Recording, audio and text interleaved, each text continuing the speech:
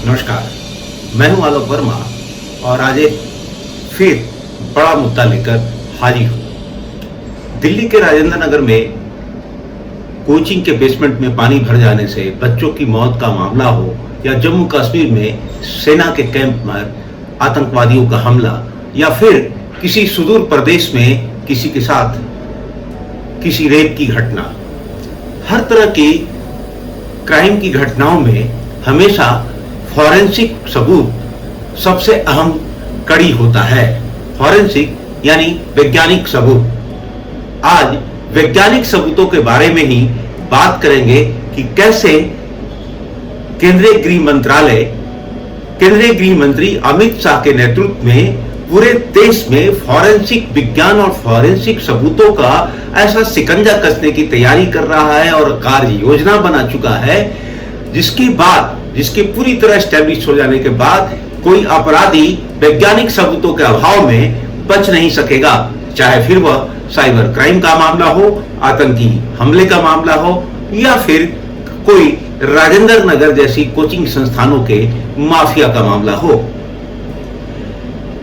देश में नए कानूनों के लागू हो जाने के बाद वैज्ञानिक सबूतों का यानी फॉरेंसिक सबूतों का महत्व और भी ज्यादा बढ़ जाता है। जी हां, नए कानून न्याय पर ज्यादा फोकस करते हैं, जैसा कि केंद्रीय गृह मंत्री या प्रधानमंत्री मोदी कह चुके हैं। इसलिए इस नए कानून में फॉरेंसिक सबूतों का सबसे ज्यादा ध्यान रखा जाएगा और अहमियत होगी। इसी की मद्देनजर गृह मंत्रालय ने फॉरेंसिक यानी वैज्ञानिक सबूतों का शिकंजा कसने की तैयारी कर ली है। इसके तहत फॉरेंसिक प्रयोगशालाओं और केंद्रों का संजाल पूरे देश में बिछाने का फैसला लिया गया है। इस संबंध में 30 जुलाई को सरकार ने खुद लोकसभा में एक सवाल के जवाब में विस्तार से जानकारी भी दी। सरकार का प्लान जानने से पहले आपसे कुछ चर्चा करते हैं आज की फॉरेंसिक की वर्तमान स्थिति के बारे में। क्यों फॉरेंसिक सबूत सबसे ज्यादा जरूरी है? साइबर क्राइम से लेकर हत्या, आत्महत्या, लूट और आतंकी हमलों जैसे मामलों में फॉरेंसिक सबूतों की अहमियत कई बार आपने भी पढ़ा देखा सुना होगा। साल 2005 में भारत में फॉरेंसिक विज्ञान प्रयोगशालाओं में जांच के लिए 0.5 बिलियन से अधिक मामले लंबित थे। 2021 में लंबित मामलों की स्थिति ज्यादा बेहतर नहीं थी, यानी आज से सिर्फ 3 साल पहले भारत में फॉरेंसिक विज्ञान प्रयोगशालाओं में मामलों की अनुमानित पेंडेंसी 0.7 से 0.8 मिलियन मामलों तक थी।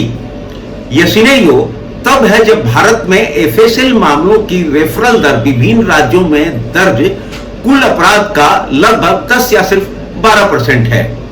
यदि संज्ञेय अपराधों के कुल मामलों की जांच के लिए एफएसएल के लिए भेजा जाता है तो मामलों की पेंडेंसी कितनी बढ़ेगी, अनुमान है कि बढ़ सकती है। यही वजह है कि वर्तमान गृह मंत्री अमित शाह के नेतृत्व में एफएसएल को सबसे ज्यादा ध्यान में रख रहा है। यहां उल्लेख करना भी उचित है कि एफएसएल में डीएनए और विष विज्ञान रिपोर्ट 6 महीने से 2 साल तक पेंडिंग रहती है, जो कानून को अदालतों में यानी क्रिमिनल जस्टिस की प्रक्रिया को पूर्ण करने में टोटल अगेंस्ट होती है और देरी करती है और इसलिए लोगों को न्याय नहीं मिल पाता। भारत में संशोधित कानूनों के अनुसार यौन उत्पीड़न के मामलों में डीएनए जांच अब अनिवार्य है।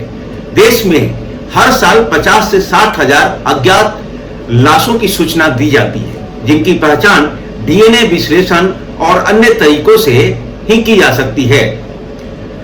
अब बताते हैं आपको कि गृह मंत्रालय ने फॉरेंसिक सबूतों का संजाल कसने के लिए, फॉरेंसिक सबूतों का शिकंजा कसने के लिए क्या तैयारी की है। 30 जुलाई को लोकसभा में गृह राज्य मंत्री बंडी संजय कुमार ने खुद ये जानकारी दी कि देश में 7 केंद्रीय फॉरेंसिक विज्ञान प्रयोगशालाएं यानी सीएफएसएल हैं।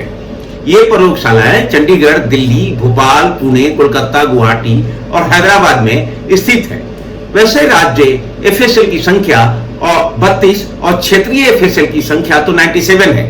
हालांकि देश में नागरिकों की जान माल का सुरक्षा और फॉरेंसिक की जवाबदेही राज्य सरकार की होती है।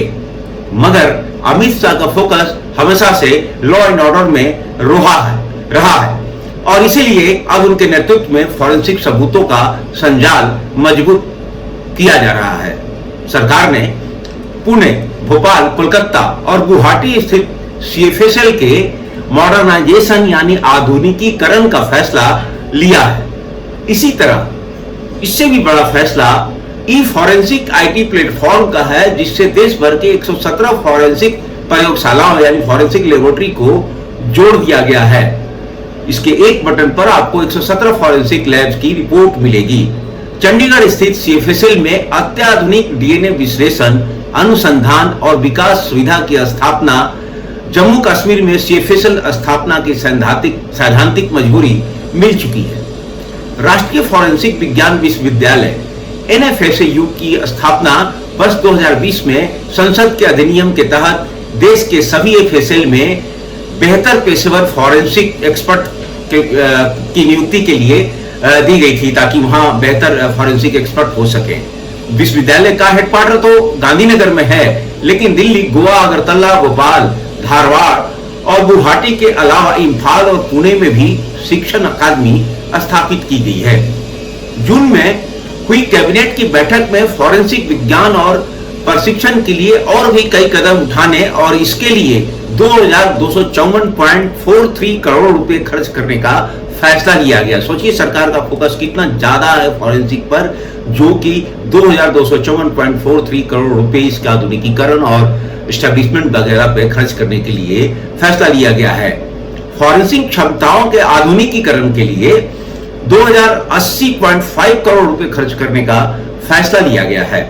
राष्ट्रीय साइबर फॉरेंसिक प्रयोगशाला हैदराबाद की तर्ज पर जल्द ही पुणे, चंडीगढ़, भोपाल, दिल्ली, कोलकाता और गुवाहाटी में स्थित सीएफएसएल में एक समर्पित साइबर फॉरेंसिक प्रयोगशाला स्थापित करने के लिए मंजूरी दी गई है।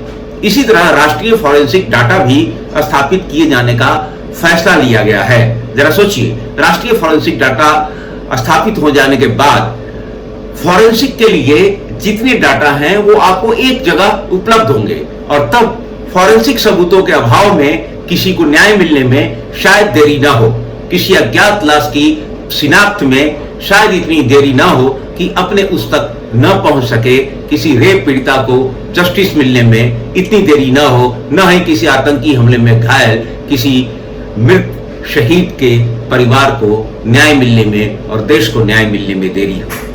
अगली बार फिर किसी मुद्दे पर हाजिर होऊंगा, तब तक के लिए नमस्कार।